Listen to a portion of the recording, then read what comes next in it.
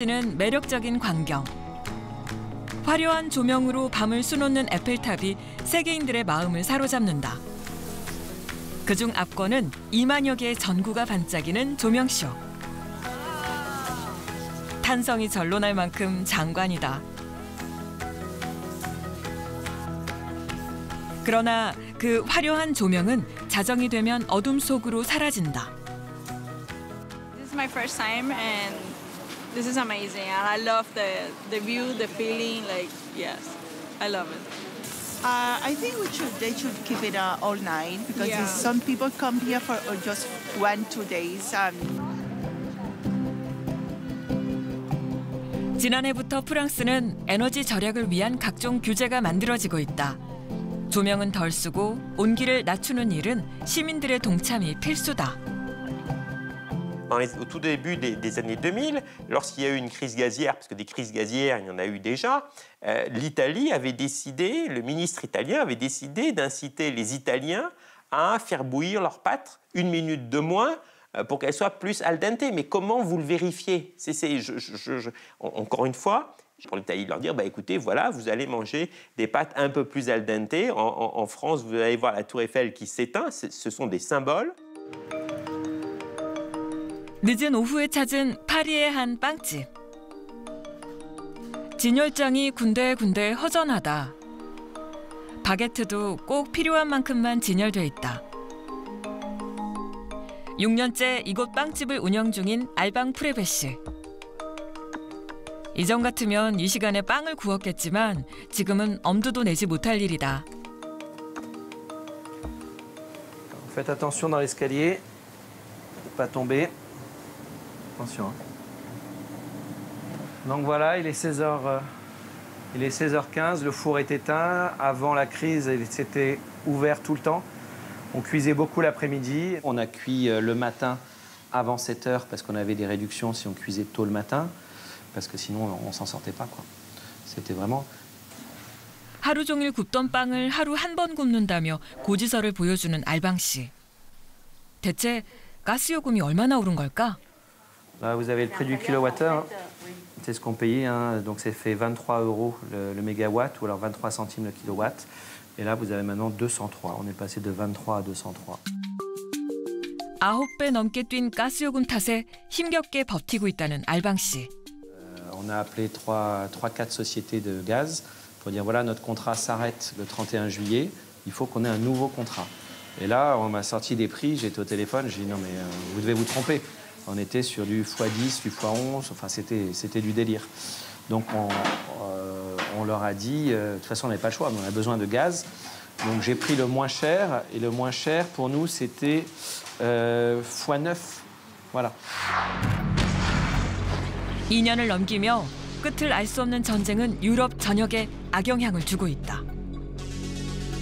러시아가 가스관을 막아버리자 수급 불안정으로 에너지 요금이 폭등한 것이다. 유럽 주요국들의 주거용 전기요금 인상률을 보면 독일은 87%, 영국은 211%, 이탈리아는 128%에 달한다. 요금 인상에 보수적이던 프랑스도 46%까지 올라 현재까지 이어지고 있다.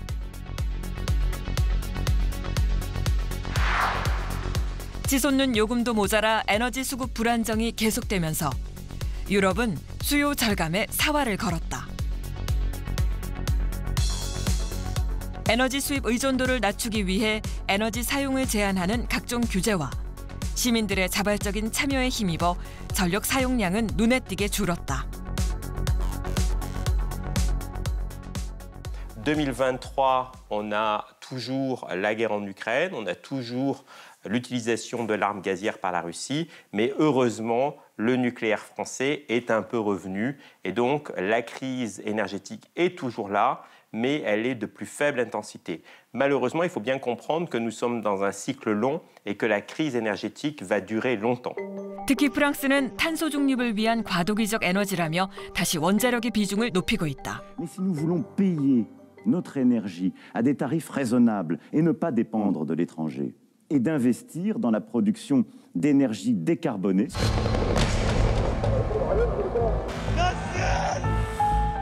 연이어 발발한 또 다른 전쟁. 중동이라는 지정학적 조건 때문에 이번 전쟁은 에너지 위기를 더욱 심화시킬 것으로 예상되는데 우리나라는 특히 더 심각하다. 그리고 최근 들어서 이제 하마스하고 이스라엘의 전쟁이 벌어졌잖아요. 그러면 이때부터 이제 석유가 또 문제가 됩니다. 우리는 석유를 약 100조 정도 수입을 하는데요. 그중에 지금 중동의 전쟁 사태로 인해서 혹시라도 호르무즈 해협이 막힌다거나 하면 우리나라는 엄청난 가격 폭등에 시달리게 됩니다. 원유 수입선이 막히는 최악의 시나리오까지 거론되며 긴박하게 돌아가는 중동 지역의 분쟁. 우리는 이 위기를 어떻게 넘길 수 있을까? 그러다 보니까 우리나라는 수입선을 다변화한다던가 공급선에 대한 이 안정성을 확보하기 위해서 글로벌 협력 관계를 유지하고 있어야 됩니다. 가정에서도 그렇고 산업체에서도 그렇고 에너지를 적게 사용하는데도 똑같은 효용을 누릴 수 있는 기구를 사용한다든지 기기를 사용하는 방식의 생활 패턴의 변화 그리고 효율적 투자가 필요하다고 할 수 있겠죠. 자, 지금 2023 에너지 수입을 멈출 수 없다면 에너지 효율을 높이는 방법이 최선이다. 감사하겠습니다. 121분을 수상자로 선정하였습니다. 러시아 우크라이나 전쟁과 그다음에 그에 따른 에너지 가격 급등으로 인해서 에너지 효율과 재생에너지 보급에 열심히 힘쓰고 있습니다. 특히 이날 수상한 기업들은 자체적인 설비 투자에 정책 지원금이 더해져 에너지 효율화에 성공한 사례들로 다양한 산업 분야의 에너지 효율화를 이끄는 이정표가 되고 있다.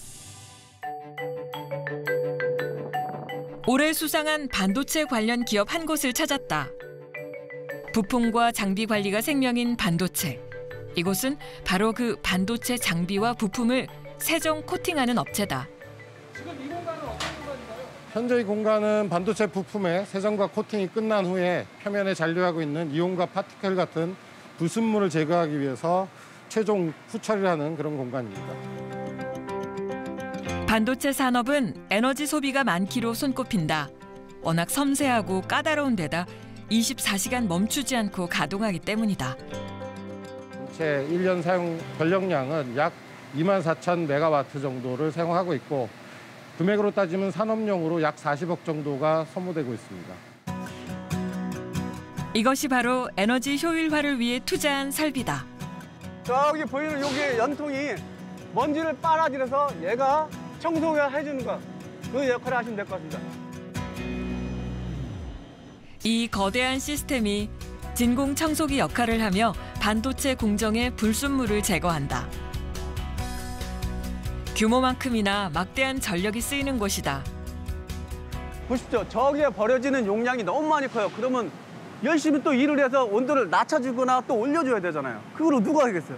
그럼 또 전기가 필요한데 그 전기를 저희는 많이 들지 않고 조금만 들여서 하려고 이렇게 사이클을 만든 겁니다. 전체적인 비용의 8% 정도, 약 3.5억 정도는 절감할 것 같습니다. 또 다른 설비인 연료전지 발전실. 연료전지는 수소와 산소의 화학 반응으로 전기를 생산하는 친환경 에너지다. 마치 계속 충전되어 있는 배터리를 쓰듯이 연료전지는 상시로 지속적으로 발전이 가능하기 때문에 어느 곳이든지 전력이 필요한 곳에 설치해서 바로바로 쓸 수 있는 그런 장점들이 있습니다.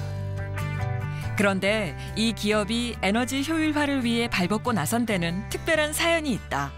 2021년 2월 미국 텍사스 오스틴에 찾아온 한파와 폭설로 큰 정전이 발생했습니다. 오스틴 같은 경우는 그 동절 위에 거의 얼음이 얼지 않는 지역입니다. 근데 그때 당시 이상 기후로 인해서 이제 얼음이 얼면서 이제 동파된 설비 유틸들이 굉장히 많았었습니다. 반도체 산업은 24시간 일을 해야지만 되는 산업이기 때문에 저희가 그거를 빨리 복구하는 게 일주일 안에 빨리 복구하는 게 큰 목표였습니다. 그러면 생산 라인이 전체가 멈춘 건가요?